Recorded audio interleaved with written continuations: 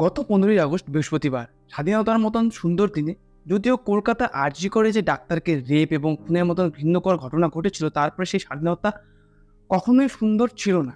যখন সেই সময় সকল রাজ্য তথা দেশ স্তব্ধ ছিল সেই ঘটনা নিয়ে এবং আন্দোলনে লিপ্ত ছিল দোষীদেরকে উপযুক্ত শাস্তি দেওয়ার দাবিতে, আর সেই দিনই ঝাড়গ্রামের কিছু হাওলা পার্টির সদস্যের দ্বারা সেখানে একটি গর্ভবতী হাতিকে জ্বলন্ত লোহার শিকের মশাল দিয়ে আঘাত করা হয় এবং দীর্ঘ প্রচেষ্টার পরও সেই মা হাতিটিকে বাঁচানো সম্ভব হয়নি। পরদিন 16ই আগস্ট শুক্রবার তাকে মৃত বলে ঘোষণা করা হয়। কি ঘটেছিল সেদিন? বন দপ্তরের তথ্য অনুযায়ী বলা হচ্ছে যে ঝাড়গ্রাম, যা পশ্চিমবঙ্গের একটি শহর, যেখানে বৃহস্পতিবার সকাল নাগাদ 5 হাতির একটি দল, কোথাও কোথাও বলা হচ্ছে যে 6টি হাতির দল সেখানে প্রবেশ করে। অর্থাৎ সেই দলটি কোথাও বলা হচ্ছে 5টি দল ছিল, কোথাও বলা হচ্ছে 6টি হাতি সেখানে ছিল, যার মধ্যে একটি টাস্কার্স অর্থাৎ পুরুষ হাতি ছিল, যাকে দাঁতাল হাতি বলা হয়, আর 2টি ছিল প্রাপ্তবয়স্ক মহিলা হাতি, একটি বাচ্চা হাতি এবং একটি তার থেকে একটু বড়। আর হঠাৎই সেই দাঁতাল হাতিটি সেই দল থেকে বিচ্ছিন্ন হয়ে যায় এবং অস্থির হয়ে ওঠে, আর সেই সময়ই তার পথে একটি বৃদ্ধ লোক এলে তাকে সে মেরে ফেলে। তবে দুপুরের পর সেই হাতিটিকে সেই বন দপ্তরের লোকেরা ছিলেন, তাদেরকে শান্ত করতে সমর্থ হয় এবং বিকেল 4টা নাগাদ তাকে বনে ছেড়ে দিয়ে আসতেও তারা সমর্থ হন। কিন্তু বাকি যে 4 হাতি ছিল তা ঝাড়গ্রাম রাজ কলেজের কাছে একটি ঝোপের মধ্যে আটকে ছিল। তারা এই হাতিগুলোকে সেখান থেকে বনের দিকে চালিত করতে চাইলেও তৎক্ষণাৎ হাজারেরও বেশি সেখানকার যে স্থানীয় লোক সেখানে ভিড় করে এবং জমায়েত করে। ফলে হাতিগুলো বনে ফিরে যাওয়ার জন্য যে প্রস্থানের পথগুলি নিয়েছিল তা অবরুদ্ধ করে দেয়। মানে তাদের যে প্রস্থানের পথগুলো ছিল তারা সেই ভিড়ের কারণে সেই পথ দিয়ে যেতে পারে না। তখন বন দপ্তরের আধিকারিকেরা সূর্যাস্তের জন্য অপেক্ষা করার সিদ্ধান্ত নিয়েছিল, যাতে তারা হাতিগুলোকে সহজেই বনের দিকে নিয়ে যেতে সমর্থ হয়। কিন্তু এই যে চিন্তা, তা কিন্তু বাস্তবায়ন অতটা সহজে তারা করতে পারেনি। হুলা দলের যে সদস্যরা ছিলেন তারা হাতির দিকে আগুনের গোলা ছুটতে থাকে এবং লোহার লাঠি পোড়াতে থাকেন হাতিগুলোকে অ্যাটাক করার জন্য। একটি স্থানীয় সূত্রে তথ্যে বলা হয়েছে যে বিকেল 4:30 নাগাদ একটি লোহার জ্বলন্ত লাঠির মশাল একটি মহিলা হাতিকে বিদ্ধ করে, যে হাতিটি ছিল গর্ভবতী। আর সেই মাত্রই হাতিটি ছটফট করতে করতে মাটিতে কিন্তু লুটিয়ে পড়ে এবং যেখানে একটি ভিডিওতে দেখা যাচ্ছে যে সেই মশালটি সেই মা হাতিটির পিঠের বৃদ্ধ অবস্থায় দাউ দাউ করে জ্বলছে এবং হাতিটি ফটফট করছে এবং শোনা যাচ্ছে যে একটি বাচ্চা মেয়ে সে তার বাবাকে বলছে যে তাদেরকে ছেড়ে দিতে, অর্থাৎ সেই হাতিগুলোকে ছেড়ে দেওয়ার কথা বলছে এবং তাদেরকে যেতে দিতেও বলছিল। হাতিটি কষ্ট পাচ্ছে, সে মরে যাবে, এরকমও কথা শোনা গেছে। এবং অন্য আরেকটি ভিডিওতে দেখা যাচ্ছে যে সেই হাতিটি মানুষের থেকে দূরে যাওয়ার চেষ্টা করছে এবং সে তার যে প্রায় প্রাণহীন দেহটি তাকে নিয়ে পেছনের যে পা সেগুলোকে ছেঁচিড়ে ছোট ছোট লতা পাতাকে সাপোর্ট নিয়ে এগোচ্ছে। সে হয়তো নিশ্চয়ই বুঝতে পেরেছে যে এই যে মানুষকেই, এই যে পশুর জাত, তাদের থেকেও ভয়ঙ্কর এবং নিষ্ঠুর। তবে এই সমস্ত ঘটনা কিন্তু বন বিভাগের কর্মকর্তা এবং পুলিশের উপস্থিতিতেই ঘটেছিল। বন আধিকারিকরা পরে হাতিটিকে কাছের একটি ডিয়ার পার্কে নিয়ে যান তার চিকিৎসা করার জন্য। তবে তা সম্ভব হয়েছিল পুরো 8 ঘন্টার পর। মানে এই যে ইনসিডেন্ট ঘটেছিল তার 8 ঘন্টা পর তাকে নিয়ে যাওয়া সম্ভব হয়েছিল, যেখানে তাকে আরও আগে নিয়ে যেতে পারলে হয়তো তাকে বাঁচানো সম্ভব হতো। তবে অবশেষে 16ই আগস্ট বিকেলে সে গর্ভবতী মা হাতিটি সেই আঘাতের কারণেই মারা যান। কিন্তু এই যে হাওলা পার্টি, যাদের কারণে এই হাতিটিকে অনেক যন্ত্রণার সাথে প্রাণ ত্যাগ করতে হলো, এরা কারা? কেন তারা এইরকম পদক্ষেপ নিল? কিছু মানুষ যারা প্রায় মানুষের বসতি এবং ফসলের জমি থেকে হাতিদেরকে তাড়ানোর জন্য জোরে ড্রাম বাজান এবং আতশবাজি ফাটানোর মতো পদ্ধতি ব্যবহার করেন, যাতে করে হাতিগুলো সেখান থেকে চলে যায়। কিছু ক্ষেত্রে মানুষ টায়ার জ্বালিয়ে তাকে সেই জ্বলন্ত অবস্থায় হাতির উপরে ছুঁড়ে মারে। এরকমই একটি মর্মান্তিক ঘটনা যা 2021 সালে তামিলনাড়ুতে ঘটেছিল, যেখানে সেখানকার লোকেরা জ্বলন্ত টায়ার একটি হাতির উপরে, অর্থাৎ হাতির পিঠে নিক্ষেপ করেছিল, যার ফলে সেই হাতিটি রক্তাক্ত হয়ে মারা গিয়েছিল। যদিও সেই রাজ্যের বন বিভাগ এই রকম কাজের জন্য 2 জনকে গ্রেপ্তারও করেছিলেন। হাতির জনসংখ্যা ধীরে ধীরে নিম্নগামী হওয়ার কারণে ভারতের আইন অনুসারে ওয়াইল্ড লাইফ প্রোটেকশন অ্যাক্ট 1972 আনা হয়, যা এই রকম হিংস্র পদক্ষেপের থেকে প্রাণীদেরকে সর্বোচ্চ সুরক্ষা প্রদান করে। তবে পশ্চিমবঙ্গের কিছু অংশে যে দলগুলি হাতি তাড়াতে অংশগ্রহণ করে তাদের হাওলা বা হল্লা পার্টি বলা হয়। হল্লা বলতে একটি লম্বা ধাতব সরু লাঠি যার অগ্রভাগে পোড়া ইঞ্জিন অয়েল লাগানো কাপড় থাকে। আর এই শব্দের উৎপত্তি হিন্দি শব্দ হুল্লা থেকে এসেছে, যার অর্থ প্রচুর শব্দ করা বা প্রচুর আওয়াজ করা।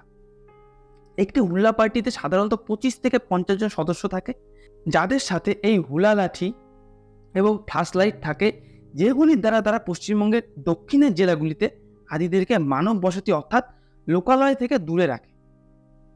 রাজ্য বন বিভাগ পশ্চিমবঙ্গে মানুষ এবং হাতির মধ্যে যে সংঘর্ষ সেটাকে ঠেকাতে অনেক সময় এই হুল্লা পার্টিকে নিয়োগ করে। তবে এর মধ্যে কি অবৈধতা উঠে আসছে? হাতির দিকে আগুনের গোলা নিক্ষেপ করা বেআইনি, যদিও তবু এই পদ্ধতিটিকে ব্যবহার করা এখনো হচ্ছে বর্তমানে। সংরক্ষণবাদী প্রেরণা সিং বিন্দার দায়ের করা একটি পিটিশনের প্রতিক্রিয়ায় 2018 সালে সুপ্রিম কোর্টের একটি রায় বলা হয়েছে যে হাতিদেরকে ফসলের জমি থেকে বা বাসস্থান থেকে দূরে রাখতে ফায়ারবল নিক্ষেপ করা যাবে না। এই রায় থেকেই তারা ফাঁক বের করে এই মশাল ব্যবহার শুরু করে, কারণ মশাল ফায়ারবল হিসেবে ব্যবহৃত হয় না আর যা আইনকে লঙ্ঘনও করে না। তবুও এটাকে সাধারণত হাতির শরীরে বা হাতির দিকেও নিক্ষেপ করা হয় না। এটা সাধারণত তাদেরকে ভয় দেখানোর জন্যই ব্যবহার করা হয়ে থাকে, এটাই তাদের মূল উদ্দেশ্য। 2019 সালে সুপ্রিম কোর্ট তার রায়ে বলে যে জরুরি অবস্থায় মশাল ব্যবহার করা যেতে পারে, কিন্তু তা কখনোই হাতির ওপর নিক্ষেপ করা যাবে না।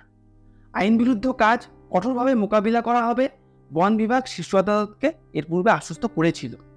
যদিও এই হুলা পার্টির নিয়োগ একটি র্যাকেটেও পরিণত হয়েছে বর্তমান সময়ে। অধিদপ্তর একটি রাতের জন্য হুলা পার্টিকে একটি নির্দিষ্ট ফি প্রদান করে, অর্থাৎ কন্ট্রাকচুয়াল বেসিস কাজ করায়।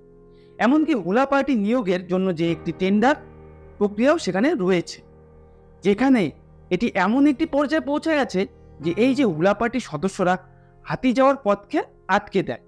অর্থাৎ তারা যদি লোকালয়ে একবার প্রবেশ করে তাহলে তাদেরকে বনে যাওয়ার যে রিটার্ন করার যে পথ সেগুলোকে আটকে দেয় এবং তাদেরকে বনে ফিরে যেতে বাধা দেয়। কারণ পশুরা যদি আশেপাশে থাকে তবেই হুলা পার্টি পরের রাতে কাজে নিয়োজিত হবে, যা নিঃসন্দেহে একটি খুব ভয়ঙ্কর পদক্ষেপ, যার ফলে পরবর্তীতে কিন্তু সাধারণ মানুষ এর বশবর্তী অর্থাৎ এর যে আক্রমণের শিকার হয়। বর্তমানে হাতির ওপর মশাল নিক্ষেপ যা সরাসরি সুপ্রিম কোর্টের রায়কে খণ্ডন করে। এখন প্রশ্ন হচ্ছে, আইন থাকলেও তার কার্যকারিতা কোথায়? কে নেবে এই যে ঘটনা ঘটেছে তার দায়? যেখানে আমাদের এদেরকে সেফটি দেওয়া প্রয়োজন সেখানে এদেরকে আমরা আঘাত করছি, প্রাণে মারছি। সুপ্রিম কোর্টের রায়কে বারংবার বুড়ো আঙুল দেখানো হচ্ছে। হাতিরা একটি দীর্ঘজীবী সংবেদনশীল প্রজাতি, যার স্মৃতিশক্তি ও বোধশক্তি কিন্তু উন্নত। হাতিদের প্রতি আক্রমণাত্মক কৌশলও তাদেরকে মানুষের প্রতি উগ্র আগ্রাসনের দিকে পরিচালিত করে, যা আরও বড় ক্ষতি নিয়ে আসতে পারে। অর্থাৎ একবার যদি হাতি আক্রান্ত হয় তার পরবর্তীতে সে কিন্তু তাকে স্মরণ করে, অর্থাৎ সে মেমোরাইজ করতে পারে খুব ইজি, এবং পরবর্তীতে সে বারংবার অ্যাটাক করতে পারে। অতএব এই ধরনের পদক্ষেপ নেওয়ার আগে সহানুভূতি ভিত্তিক পন্থা এবং হাতি সংরক্ষণের জন্য ল্যান্ডস্কেপ অর্থাৎ গ্রাউন্ড লেভেল স্তরের পরিকল্পনার প্রয়োজন রয়েছে। আর এই যে হাতিদের প্রায়ই দেখা যায় যে তারা লোকালয়ে চলে আসছে, এর কারণ কি? আমরা কি এর পূর্বে কি চিন্তা করে দেখেছি কখনো? কুমুদিনী হেত্তিয়ারেচ্চির একটি আর্টিকেলে তিনি বলেছেন যে মানুষের বসতির স্থান বিস্তৃত করা হচ্ছে এবং তার বন পরিষ্কার করেই করা হচ্ছে, যা কেবল হাতি নয়, অন্যান্য যে বন্য প্রাণীরা রয়েছে তাদের সাথেও মানব জাতিকে একটি দ্বন্দ্বের দিকে পরিচালিত করছে। পশুরা তাদের স্থানেই থাকতে চায়, যা পৃথিবীতে প্রাণের উদ্ভবের সময় থেকেই রয়েছে। অর্থাৎ তারা তাদের যে স্বাভাবিক জীবনযাপন সেটাতেই থাকতে চায়, তারা সেই নর্মাল জীবনযাপনই করতে চায়। কোথাও আমরা মানুষেরাই নিজেদের সুখ খুঁজতে গিয়ে তাদের বাসস্থানকে আঘাত করছি এবং সেখানে আঘাত হানছি, ফলে সেখানে তাদের খাদ্যেরও অভাব ঘটছে, ফলে তাদের লোকালয়ে আসতে হচ্ছে, ফলে মানুষের বাসস্থান এবং ফসলে থাবা বসাচ্ছে তারা, এবং মানুষের প্রাণহানিও ঘটছে। কথায় আছে, তুমি প্রকৃতিকে যেমনটা দেবে প্রকৃতি তোমাকে তার সুদ সমেত ফেরত দেবে। আমরা মানব জাতি যত শীঘ্র এই বিষয়টিকে বুঝতে পারবো ততই ভালো।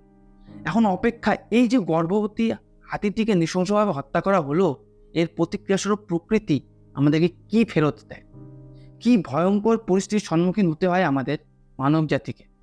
পশ্চিমবঙ্গের প্রধান বন্যপ্রাণী ওয়ার্ডেন দেবল রায় বলেছেন যে আমরা সেই ব্যক্তিকে খুঁজে বের করব যে এই প্রাণীটিকে আঘাত করেছে এবং যার কারণে সে প্রাণ হারালেন। আমরা এর শেষ দেখে ছাড়ব। তবে আপনাদের কি মনে হয়, এর কোনো জাস্টিস হবে? যে রাজ্যে একজন ডাক্তারকে রেপ এবং খুন করা হয় এবং তার অপরাধীকে ধরা এবং প্রপার ইনভেস্টিগেশন না করে পুলিশ তথ্য আবিষ্কারের চেষ্টা করে, 10 দিন পেরিয়ে যাওয়ার পরেও যেখানে শুধুমাত্র একজনকেই ধরা সম্ভব হয়েছে, পুলিশের উপর ভরসা হারিয়ে উচ্চ আদালত যেখানে সিবিআইকে দায়িত্ব দিয়েছে এই যে ইনসিডেন্ট তার ইনভেস্টিগেশনের জন্য, যেখানে পোস্টমর্টেম রিপোর্ট পাওয়ার পর মনে করা হচ্ছে যে সেটি একজনের কাজ ছিল না, তাহলে যেখানে মানুষকে প্রাণ হারাতে হচ্ছে এবং তার সঠিক তদন্ত হচ্ছে না, তার তদন্তের জন্য মানুষকেই আন্দোলনে নামতে হচ্ছে, সেখানে সেই রাজ্যে একটি প্রাণীর প্রাণ হারানো এবং তার ইনভেস্টিগেশন কতটা আশা করা যেতে পারে সেটা কিন্তু ভাবার বিষয়। তবুও চাইবো যেন এই উভয় ক্ষেত্রে সঠিক রায় আসে। শেষে একটি কথাই বলবো যে দেখতে মানুষের মতন হলেই হবে না, কথায় সভ্য হলেই হবে না, ভেতর থেকে পরিবর্তনটা আসা জরুরি। সভ্য মুখোশের আড়ালে হিংস্রতা, নিচু মানসিকতা এবং এই যে পাশবিকতা, যা পশুর সাথে তুলনা করলেও পশুদেরকে অপমান করা হয়, এতটাও নিচে নেমো না মানুষ। যদিও সেখানে একজন বয়স্ক ব্যক্তি হাতির আক্রমণে তার প্রাণ হারান, সেখানে দেখা যাচ্ছে যে সেই হাতি আর আমাদের মানুষের মধ্যে কোনো পার্থক্যই খুঁজে পাওয়া যায়। তো এই যে হাতির উপর নির্মম অত্যাচার, যেই এই কাজটি করেছে, চাইব তার উপযুক্ত শাস্তি হোক। একটি জীবনকে নৃশংসভাবে তাকে তীরবিদ্ধ করে, মশালবিদ্ধ করে প্রাণ তাকে হারাতে হয়েছে, তার জন্য উপযুক্ত শাস্তির প্রয়োজন রয়েছে এবং সমস্তটা আইনের আওতায় নিয়ে আসা উচিত। তো আজকের এই ভিডিওটি তোমাদের যদি কিছুটা ইনফরমেটিভ মনে হয়, তথ্যপূর্ণ মনে হয়, তোমরা তোমাদের প্রত্যেকটি বন্ধুর সাথে শেয়ার করতে পারো। এবং বর্তমান রাজ্যের পরিস্থিতি যা রয়েছে, সবাই সতর্ক থাকো এবং অবশ্যই সজাগ থাকো, এবং যাতে সেই বোনটিরও বা বলতে পারো সেই যে ডক্টর রয়েছে তারও যেন সঠিক জাস্টিস মেলে। এবং এই যে বর্তমানে যে আর্টিকেলটি, যেই ভিডিওটি তোমাদের সামনে তুলে ধরলাম হাতির ব্যাপারে, যে হাতিটিকে নৃশংসভাবে হত্যা করা হয়েছে, সেই ব্যাপারেও তোমরা অবশ্যই সোচ্চার থাকো। তো চলো, যারা নতুন আসো চ্যানেলটিকে এরকমই ইনফরমেটিভ ভিডিও পাওয়ার জন্য চ্যানেলটিকে সাবস্ক্রাইব করতে পারো এবং পাশে দেওয়া বেল আইকনে গিয়ে অল নোটিফিকেশনে ক্লিক করতে পারো। সবাই সুস্থ থাকো, ভালো থাকো এবং সজাগ থাকো। জয় হিন্দ, জয় ভারত, ধন্যবাদ।